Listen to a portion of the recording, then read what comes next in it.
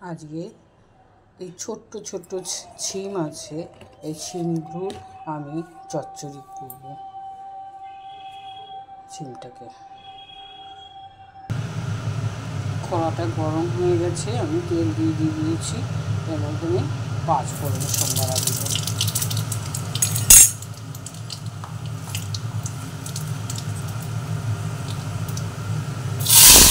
দিয়ে দিলাম।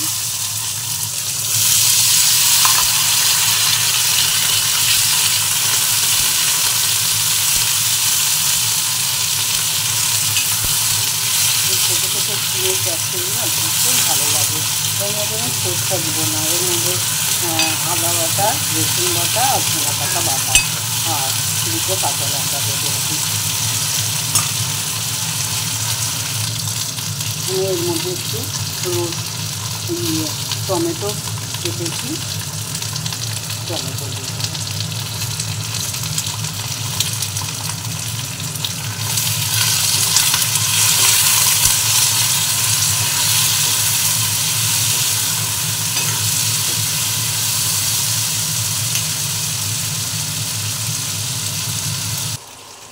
আমি এর মধ্যে একটু নুন দিয়ে দেবো স্বাদ অনুসারে।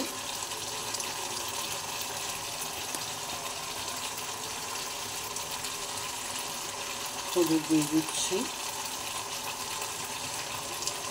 আর একটুখানি লঙ্কার গুঁড়ো দিয়ে দেবো। যা হবে না চচ্চড়িটা সত্যি জানেন, খুব সুন্দর হবে। আপনারা এইভাবে তৈরি করে খেয়ে দেখবে, ভীষণ ভীষণ ভালো লাগবে।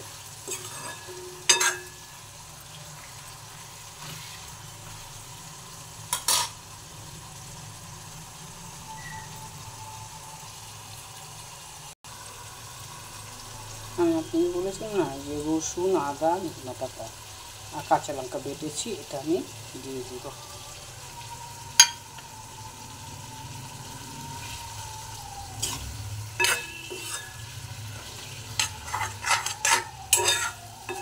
সরষার থেকে না এই বাটাটা দিয়ে করলে না চিমটা ভীষণ টেস্টি হয় জানেন।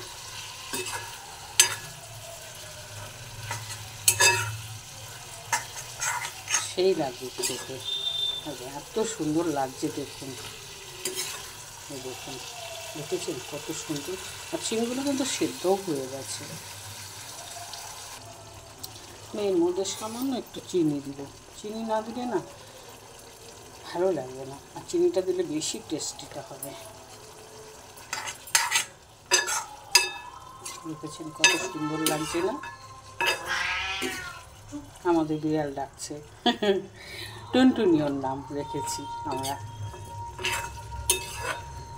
টুনটুনি খুব ভালো ছেলে জানেন, খুব কথা শোনে। ওকে যদি আমার মেয়ে ডাকবে না কাছে, অমনি সঙ্গে সঙ্গে দৌড়ে যাবে। আমরা ডাকলে আসে না, কিন্তু আমার মেয়ে ডাকলে সঙ্গে সঙ্গে ওর কাছে চলে যাবে দৌড়ে। দেখুন আমার চিম চচ্চড়ি হয়ে গেছে। সবসময় কি সরষে দিয়ে করলে কি ভালো লাগে খেতে? না, সরষে ছাড়াও চিম চচ্চড়ি করে খাওয়া যায় জানেন। আমার চিম চচ্চড়ি হয়ে গেছে, এবার আমি এটাকে তুলে দিব, গ্যাসটা একটু কমিয়ে দিই।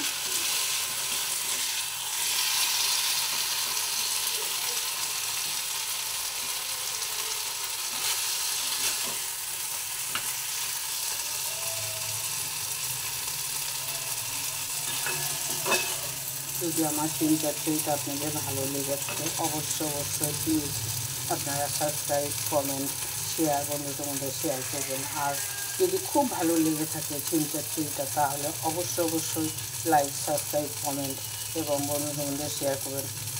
শেয়ার করে আর বলবেন যে কমেন্ট করে বলবেন যে চিম চচ্চড়িটা কেমন লাগছে আপনাদেরকে।